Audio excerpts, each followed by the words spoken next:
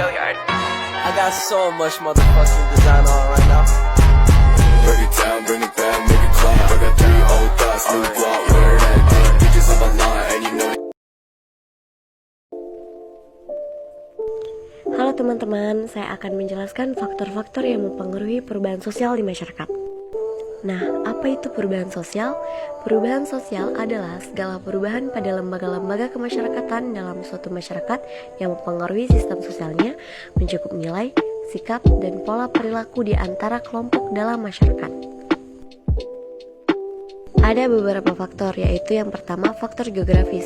Bencana alam yang dahsyat atau perubahan cuaca yang ekstrim akan berdampak pada rusaknya sumber daya alam yang ada. Apabila sumber daya alam yang berguna bagi kepentingan warga masyarakat itu rusak, maka akan berpengaruh besar terhadap pola kehidupan masyarakat itu sendiri. Contohnya, sekelompok orang yang tinggal di tepi pantai membentuk kelompok pelayan dan kelompok petani dibentuk dari orang-orang yang bekerja di sawah. Salah satu upaya untuk mengatasi situasi alam semacam itu, yaitu penduduk harus diungsikan ke tempat yang aman atau ditransmigrasikan. Yang kedua yaitu faktor kependudukan.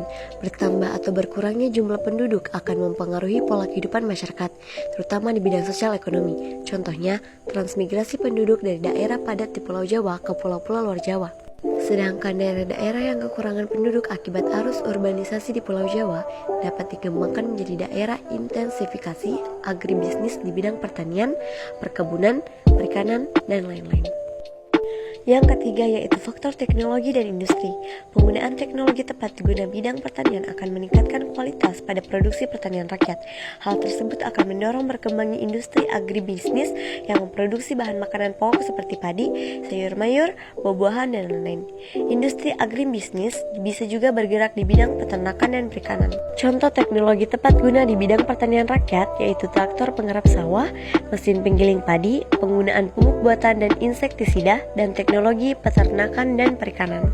Selanjutnya yang keempat yaitu faktor kepemimpinan dan ideologi politik. Perubahan-perubahan sosial baik yang berskala kecil maupun yang berskala besar tidak jarang terjadi karena munculnya seorang tokoh pemimpin yang karismatik. Tokoh tersebut mampu menggerakkan masyarakat ke arah pembaruan dan perbaikan melalui berbagai ideologi di bidang sosial ekonomi ataupun di bidang sosial politik. Nah, contoh di Indonesia antara lain munculnya tokoh-tokoh pergerakan nasional, tokoh-tokoh perintis kemerdekaan, tokoh-tokoh pembangunan, dan lain-lain. Sedangkan tokoh-tokoh pemimpin dunia yang karismatik antara lain Mahatma Gandhi dari India, Martin Luther King dari Amerika Serikat, dan Nelson Mandela dari Afrika Selatan. Nah, itulah tadi beberapa faktor-faktor yang mempengaruhi perubahan sosial di masyarakat. Nah, selanjutnya kesimpulannya yaitu faktor-faktor yang berasal dari dalam masyarakat yang mempengaruhi terjadinya perubahan sosial seperti masalah kependudukan, munculnya konflik, perubahan situasi, jumlah dan perpindahan penduduk, serta masalah kebudayaan. Baiklah, sekian penjelasan dari saya. Semoga bermanfaat bagi kita semua. Terima kasih atas perhatiannya dan kurang lebihnya mohon dimaafkan.